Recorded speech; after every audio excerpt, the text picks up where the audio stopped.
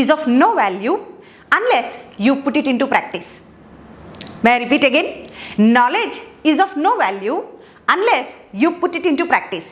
అంటే మనకున్న నాలెడ్జ్ అంటాం, మనము ఎంత నాలెడ్జ్ ఉంది అంత నాలెడ్జ్ ఉంది, నాకు ఇదొచ్చు అదొచ్చు అని అంటే ఆ నాలెడ్జ్ మనం ప్రాక్టీస్లో పెట్టనంతసేపు ఎంత నాలెడ్జ్ ఉన్నా వేస్టేనంట.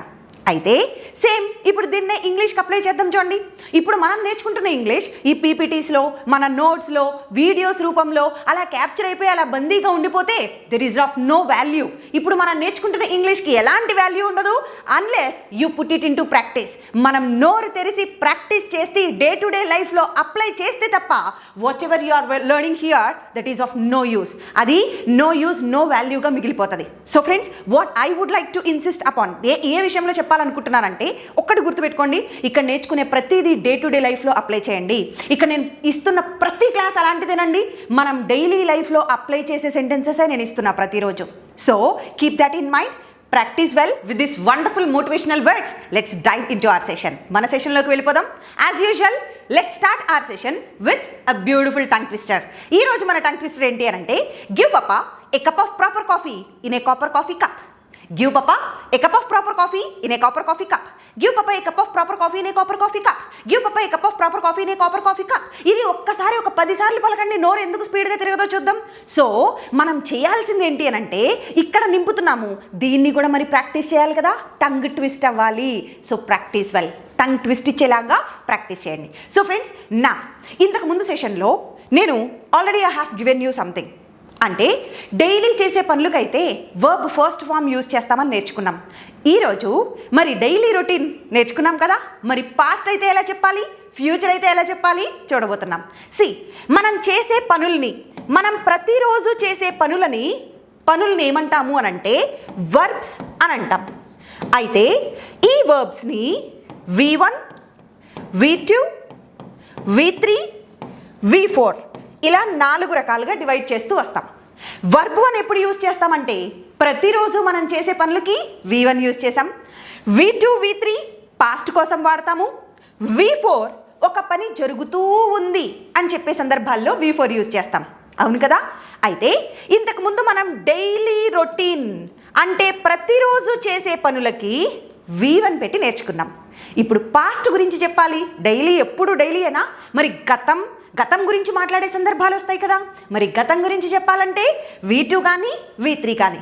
V3 మెల్లగా కొద్ది రోజులకి చెప్తాను, అది కొంచెం deep grammar topic, will learn it later. As of now let's remember past అంటే మనకు గుర్తుండాల్సిందేంటి V2. ఇప్పుడు నేను ప్రతిరోజు నిద్రలేస్తానంటే ఐ వేకప్ అన్నాం. మరి నేను నిన్న 6 గంటలకు నిద్ర లేచానంటే వేకప్కి V2 ఏమవ్వాలి, వోకప్. సో ఇప్పుడు మన పాస్ట్ యాక్టివిటీస్, సపోజ్ పాస్ట్ అంటే పక్కన పెట్టేసేయండి, నిన్న మార్నింగ్ లెగిసినప్పటి నుంచి నిన్న నైట్ పడుకునే వరకు మీరేం చేశారు, ఆ యాక్టివిటీస్ V2 యూజ్ చేసి ఇప్పుడు మనం కొన్ని సెంటెన్సెస్ చూద్దాం. నాతో పాటు మీరు కూడా ప్రాక్టీస్ చేయాలి. అండ్ నా పాస్ట్ అయితే V2 అన్నాను. మరి చూడండి, భాషని 3 కాలాల్లో వాడతాం. ప్రెజెంట్ ప్రతిరోజు చేసేది, పాస్ట్ గతంలో అయిపోయింది, మరి ఫ్యూచర్ భవిష్యత్తులో చెయ్యబోయే పనులు. మరి ఎల్లప్పుడూ చేస్తేనేమో, ఎల్లప్పుడూ చేస్తే ఎవ్రీడే ఆర్ డైలీ ఆర్ యూజువల్గా జనరల్గా చేసే పనులన్నిటికీ మనం చెప్పాల్సింది ఏంటి అని అంటే V1 యూజ్ చేస్తాం. జనరల్గా చేసే పనులన్నిటికీ V1 చెప్తాం. మరి పాస్ట్ గురించి చెప్పాలనుకోండి V2 యూజ్ చేస్తాం. మరి ఇప్పుడు జనరల్ ప్రెజెంట్ అయిపోయింది, పాస్ట్ అయిపోయింది, మరి ఇప్పుడు ఫ్యూచర్ గురించి చెప్పాలి. ఫ్యూచర్ గురించి చెప్పాలంటే మనం యూజ్ చేయాల్సింది ఏంటి అని అంటే విల్ పెట్టి పక్కన V1 పెడతాం. విల్ పెట్టి పక్కన వర్బ్ 1 యూజ్ చేస్తాం. నేను ప్రతిరోజు ఆఫీస్కి వెళ్తా అంటే ఐ గో, నిన్న వెళ్ళానంటే ఐ వెంట్, రేపు వెళ్తానంటే ఐ విల్ గో. నేను ప్రతిరోజు బ్రేక్ఫాస్ట్ చేస్తా అంటే ఐ ఈట్, నిన్న తిన్నానంటే ఐ ఏట్ V2. ఓకే, రేపు తింటానంటే విల్ పెట్టి V1 పెట్టండి, ఐ విల్ ఈట్. అర్థమవుతుందా? ఇప్పుడు మన ఎస్టర్డే యాక్టివిటీస్ని, మన ఫ్యూచర్ టుమారోస్ యాక్టివిటీస్ని, నిన్న చేసిన పనులు, రేపు చేయబోయే పనుల్ని ఒకసారి చూసేద్దామా? నిన్న చేసిన పనులు చెప్పాలంటే ఎవ్రీడే చేస్తే V1తో చెప్తాం, గతంలో అయిపోతే V2 అనే వర్బ్ యూస్ చేస్తాం కదా. ఇప్పుడు ఒక్కసారి ఆ V2 యూస్ చేసి కొన్ని యాక్టివిటీస్ ఇక్కడ రాసాను చూడండి. అంటే మన ఎస్టర్డే యాక్టివిటీస్. నేను నిన్న 6 గంటలు లేచాను. I woke up yesterday morning at 6 o'clock. తర్వాత పళ్ళు తోముకున్నాను. I brushed my teeth. Face wash చేసుకున్నా. I washed my face. Pray చేసుకున్నాను దేవుడికి. I prayed to God. స్నానం చేశాను. I took a bath or I took a shower. ఇంతకుముందు నేర్చుకున్నట్లుగా. Next I had my breakfast. I went to ఆఫీస్కి వెళ్ళాను. అక్కడ నా కొలీగ్స్ని కలిశాను. ఎల్లప్పుడూ కలిస్తే మీట్. గతానికి మీట్ ఏమవ్వాలి వీటిలో? Met. I met my colleagues. వాళ్ళతో మాట్లాడాను. I spoke to them. Spoke. I spoke to them. నా వర్క్ కంప్లీట్ చేసుకున్నాను. I did my work. నేను ఇంటికి తిరిగి వచ్చేసాను. I came back my home or I returned my home అని కూడా చెప్పచ్చు. రిటర్న్డ్. ఇప్పుడు ఒకసారి చూడండి. తర్వాత కొద్దిసేపు రెస్ట్ తీసుకున్నాను అనాలి. ఇక్కడ మిస్టేక్ పడింది. టుక్ ఏ రెస్ట్ కాదు, టుక్ రెస్ట్. ఓకే, నేను కొద్దిసేపు రెస్ట్ తీసుకున్నాను. I took rest for some time. Next నా ఫ్యామిలీతో గడిపాను. గడపడాన్ని ఏమంటాం? స్పెండ్కి V2 spent. I spent with my family. నా ఫ్రెండ్స్తో కొద్దిసేపు కబుర్లు చెప్పాను. Chatted. I chatted with my friends. నా ఫ్రెండ్స్తో కొద్దిసేపు కబుర్లు చెప్పాను. తర్వాత మా డాగ్కి కొంచెం ఫుడ్ పెట్టి పోషించాను. I fed my dog. Fed. I fed my dog. చూడండి, రీడ్ అనేది చదవటం. ఎల్లప్పుడూ చదివితే రీడ్. గతంలో చదవడాన్ని రెడ్ అంటాం. కానీ విషయం ఏంటి అని అంటే స్పెల్లింగ్ మాత్రం సేమ్ ఉంటుంది. రీడ్, రెడ్ మూడిట్లో స్పెల్లింగ్ సేమ్. పలికేటప్పుడు రీడ్, రెడ్ ఇలా చదవాలి. మరి న్యూస్ పేపర్ ముందు ఎప్పుడు కూడా దారావాలి. I read the newspaper. Next కొద్దిసేపు టీవీ చూశాను.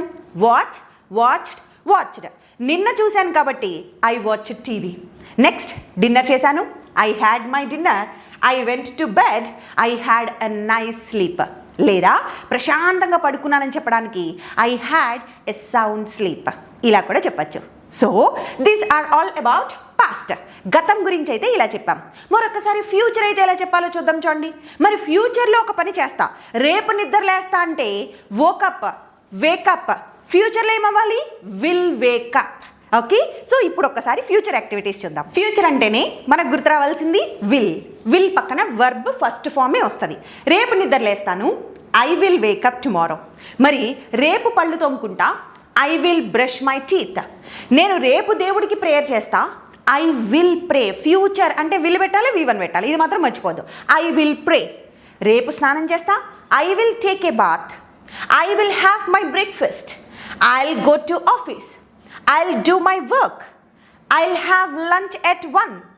I'll do my work again. చూడండి, విల్ అనట్లేదు నేను. ఐల్ ఇలా పలకడానికి ట్రై చేయండి, బాగుంటుంది స్టైల్గా. Next I'll come back my home. ఇంటికి తిరిగి వస్తాను.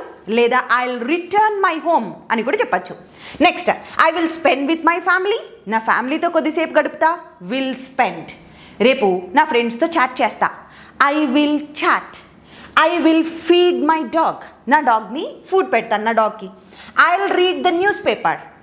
I will watch TV. I will have my dinner. I will go to bed and I will have a nice sleep or I will have a sound sleep. ఇలా చెప్పాలి.